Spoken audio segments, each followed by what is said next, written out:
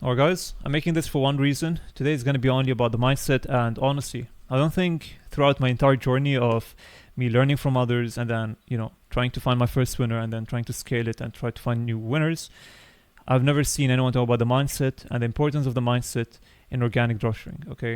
I'm gonna be honest, it's a mind game, and I would argue it's actually the most important factor when compared to any other business model. And for that reason, today, I'm not gonna just tell you what it is that you need to think of when, going through the trenches to whether finding your first winner, trying to go viral, trying to scale, and so on. But then also, I'm gonna be telling you the most, common factor or pattern I've seen of why people quit. Because I've seen people come and go because of their mindset. So the first thing I want to talk about regarding the mindset is you need to really be brutal with everything. You cannot be complaining or blaming others, blaming, the algorithm and so on. So number one is you need to actually have, we're going to call it for the sake of this, the iron mind.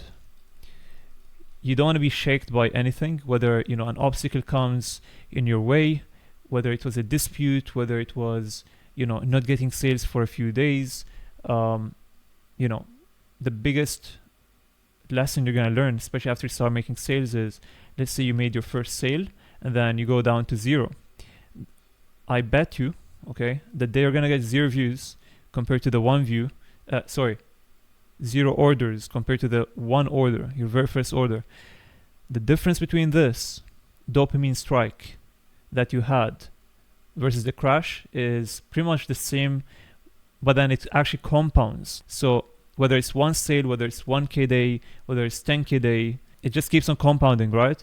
So imagine you make 10K day and then the next day you make 1K, which is not bad, right? But the difference between the two is going to make it seem unconsciously, or you're going to feel the same way as if you gotten 0 sales, okay?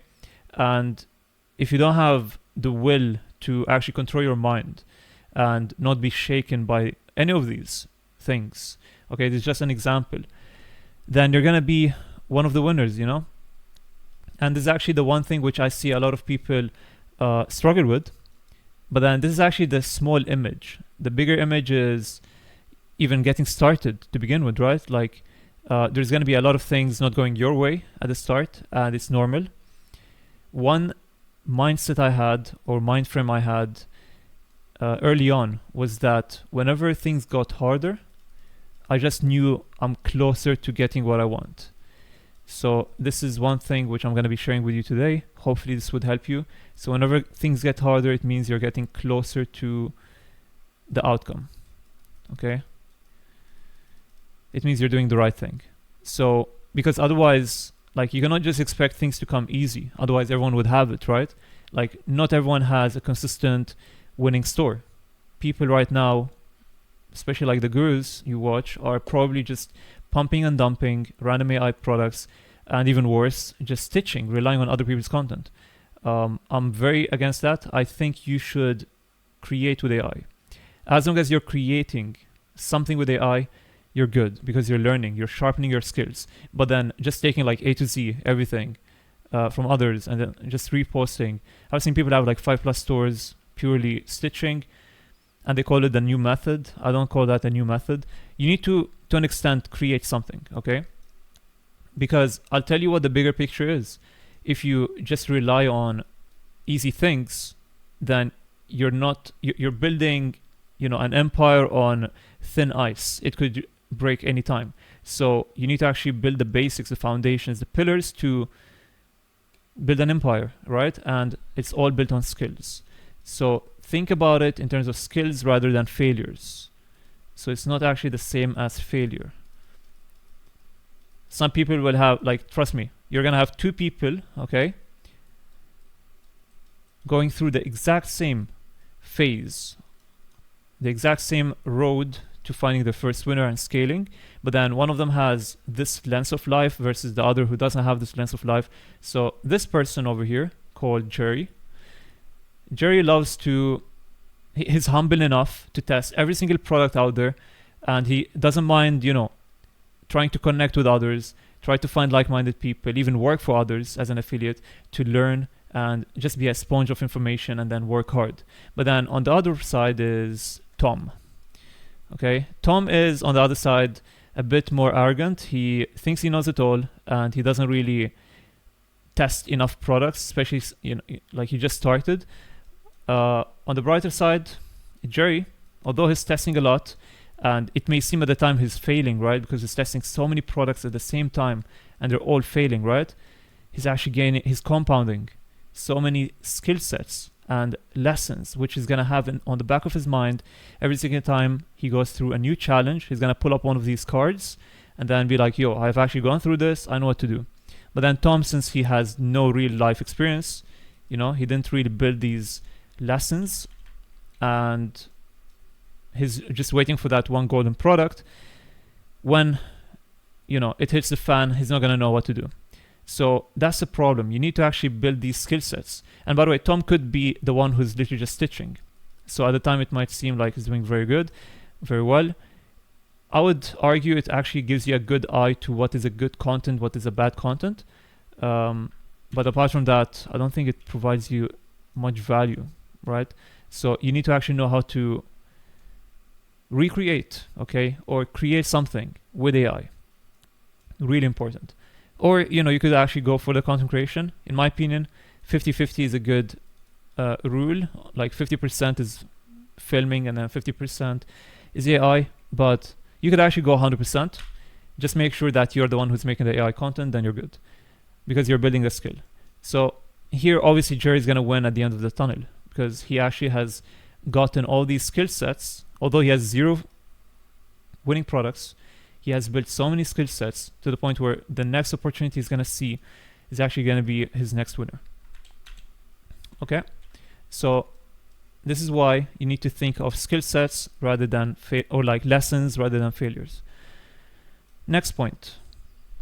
I think it's better off thinking about every day rather than every week or every month or every year.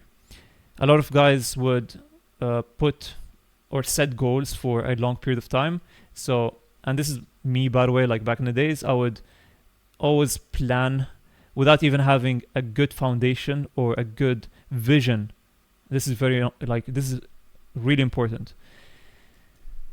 Whoever is watching this, I want you to do this one task. Can you imagine yourself right now in the place you want to be? Okay?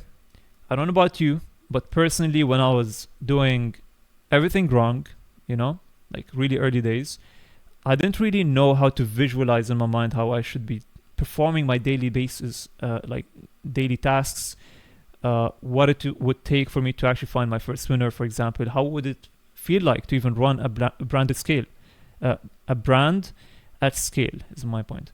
So these things, you need to actually imagine them, have a vision, because this is actually going to help you to have a better understanding of what's the right path for you to pick. So if you could imagine yourself, I'm not talking about, the materialistic things. I'm talking about the lifestyle. So think about what would the best version of you perform on a daily basis, not on a monthly or yearly basis, okay? That's where you're going to start realizing what are the best steps or the best moves on the chessboard that you got to take. So whether it's product X or Y, you need to pick one, right? So having this vision will better help you to pick the right product. That's one. And then 2, it will help you taking the right decision whenever you have an obstacle. So this is really important. The reason I say this as well is because I really didn't know how I should be functioning or how I should be organizing my days. I would just be like, I want to get this much, like 10K plus a month. And I wouldn't even know what it would take to get 10K plus a month, right? But then after I went through the trenches, I tried to run a lot of products. I found a winner. I realized it's all about compounding effect and consistency. You need to actually work so freaking hard for such a long time until it pays off. So unfortunately, a lot of guys would tell you need to just run a product for like a few days or a week. If it doesn't pay off, dump it. I can tell you for a fact, if you actually have a good product, you could run it long enough, it will pay off. You just need the right time, the right content, the right count, okay, the right reach for you to print. So it's actually easier than you think. You just need a lot of like stars to align. That's all it takes. So next thing, which I just mentioned, is consistency without emotion. So it's not just consistency, it's plus being rational. So not being, again, not blaming others, blaming everything but yourself. That's a problem. A lot of guys would blame everything but themselves.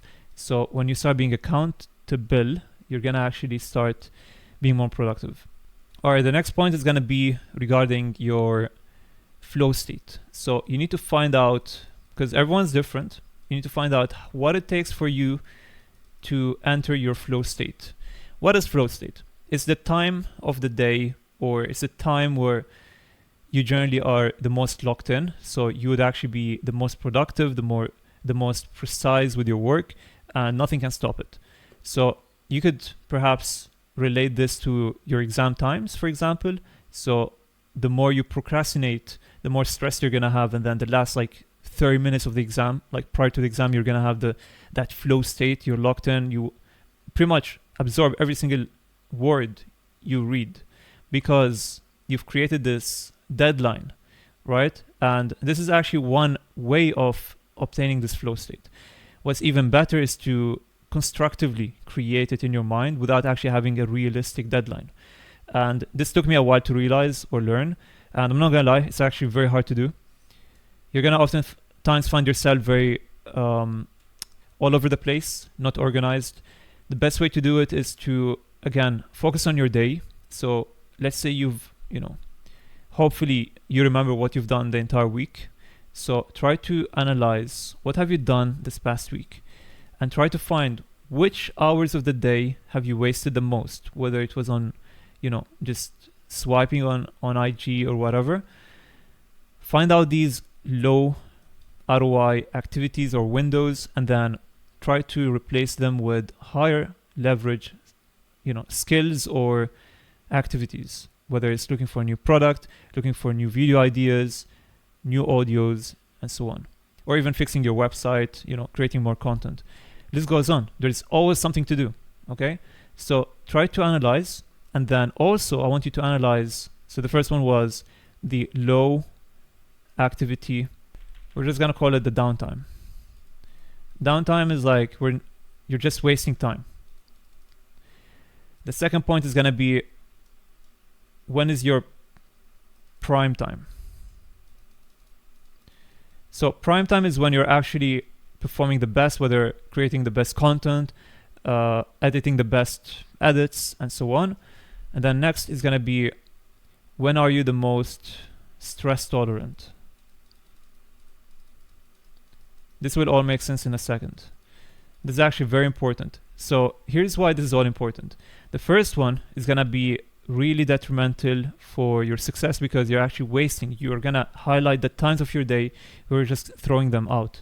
So instead you could be utilizing this time to do something, beneficial for yourself and for your brand. So this is where you should replace it with high leverage activities. And then the prime time is where you should protect it at all cost. So this could be, this could require you some sort of ritual, as you may want to call it. So getting your coffee, cleaning your desk and so on, just getting your headset on, some music.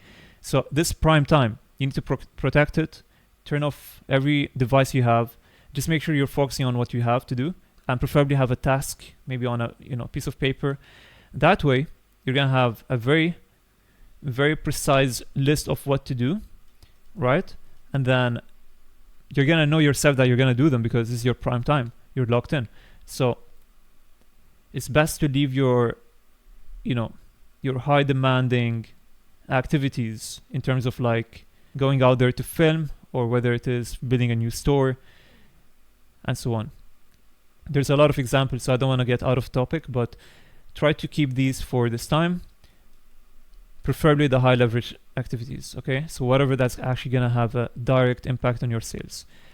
Stress tolerance. There's a few things which you have to do which are considered boring. So whether it's, dealing with disputes or, I don't know, anything in the back end, this needs to also have its own time. So try to learn more about yourself. When is my window for being the most stress tolerant to actually take these good decisions? It's all about decision making and just taking action rather than procrastinating. So try to find these windows to better deal with these problems, because you're going to deal with them one way or another, right?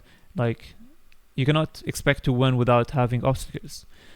So this is really important. I don't think anyone has spoken about this in the organic space. I'm talking to you based off my experience. Really important, okay? So honestly, by now, I've gone really into detail. If I have one more thing to say is try to find what is your why. Because everyone's gonna have a different why.